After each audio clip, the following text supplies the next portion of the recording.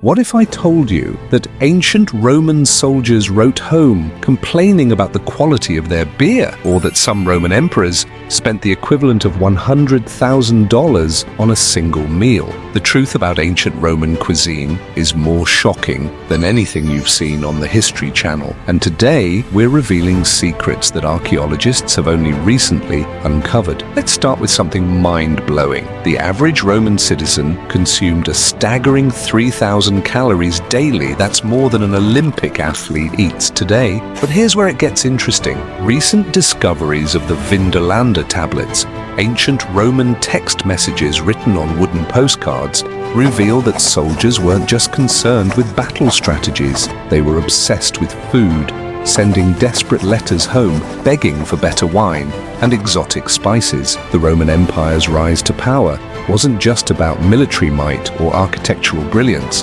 It was fueled by one of history's most sophisticated food systems. Recent archaeological discoveries have uncovered something shocking.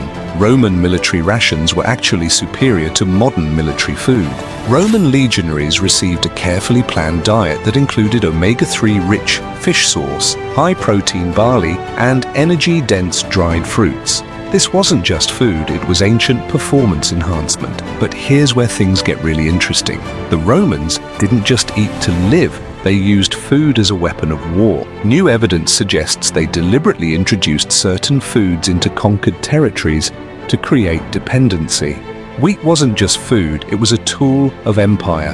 The famous bread and circuses wasn't just about keeping people fed, it was about controlling entire populations through their stomachs. Let's talk about their most controversial ingredient, garum. In the markets of ancient Rome, this fermented fish sauce was more valuable than gold. Recent analysis of garum residues found in Pompeii reveals something astonishing. It contained high levels of monosodium glutamate, the same flavor enhancer used in modern fast food. The Romans had discovered umami 2,000 years before Japanese scientists named it. The wealthy Romans' eating habits would make modern billionaires blush. Recently translated accounts describe a feast where Emperor Vitellius served 2,000 fish and 7,000 birds in a single meal. But here's the shocking part. They weren't eating for taste. Each exotic dish was a power move in a complex social game. Serving peacock tongues wasn't about flavor. It was about showing you could afford to waste the most expensive parts of already costly birds. Now let's dive into something the History Channel never tells you, the Roman wine industry. Archaeologists recently discovered a massive wine processing facility in Italy that could produce 2.5 million liters of wine annually. But here's the twist, they weren't just making regular wine. Analysis of preserved grape residues shows they were creating different varieties for different social classes, including a high alcohol version specifically for soldiers. The Vindolanda tablets reveal something even more fascinating about Roman military life. Soldiers didn't just eat standard rations, they operated a sophisticated food trade network that stretched from Scotland to Syria. One tablet describes a birthday party where a commander served British beer, Spanish olives, and Arabian spices, all at a fort in northern England. Let's talk about Roman fast food, the thermopolia. Recent excavations in Pompeii have uncovered intact food residue that tell an amazing story. These weren't just simple food stalls, they were serving sophisticated dishes like beef stew with wine reduction, spiced duck, and even ancient energy drinks made from fermented grain. Think of them as ancient Roman Starbucks, complete with takeout options. But here's where it gets really dark. The Romans used food as psychological warfare. During sieges, they would host elaborate feasts within view of starving enemies. They even developed specific recipes for pre-battle meals designed to intimidate opponents. Imagine facing an army that had just consumed a mixture of fermented fish sauce, stimulant herbs, and blood-red wine. The medical use of food in Roman society was equally fascinating. Recently translated medical texts show they prescribed specific foods for different ailments. Feeling anxious? Eat boiled owl. Need courage? Wolf meat was your answer. While these might sound strange, modern analysis shows some of their food medicines contained active compounds still used today. Roman religious ceremonies were intrinsically linked to food. New archaeological evidence shows temples didn't just serve as places of worship, they were ancient cooking schools. Priests weren't just spiritual leaders, they were master chefs who guarded secret recipes believed to please the gods.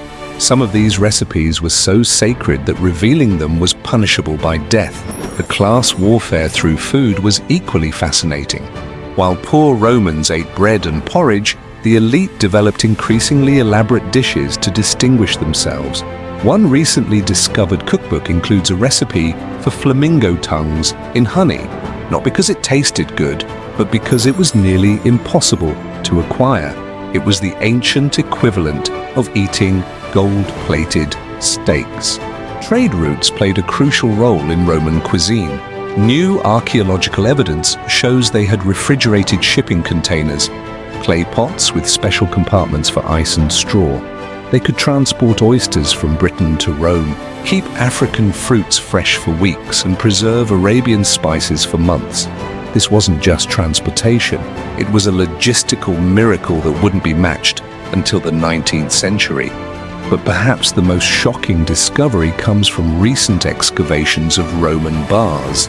Archaeologists have found walls covered in food reviews, price complaints, and heated arguments about cooking techniques. They even found evidence of ancient food critics who could make or break a restaurant's reputation. Sound familiar? They were running an ancient version of Yelp, complete with star ratings scratched into walls. As we conclude this journey through ancient Roman cuisine, consider this. Every time you use pepper, eat fast food, or complain about restaurant prices, you're participating in a tradition that goes back 2,000 years. The Romans didn't just conquer the ancient world, they created a culinary empire whose influence we can still taste today. What ancient Roman dish would you dare to try? The fermented fish sauce, the boiled owl for anxiety, or perhaps something more familiar, like their wine mixed with honey and spices? The choice is yours, but remember, you're not just tasting food, you're tasting history.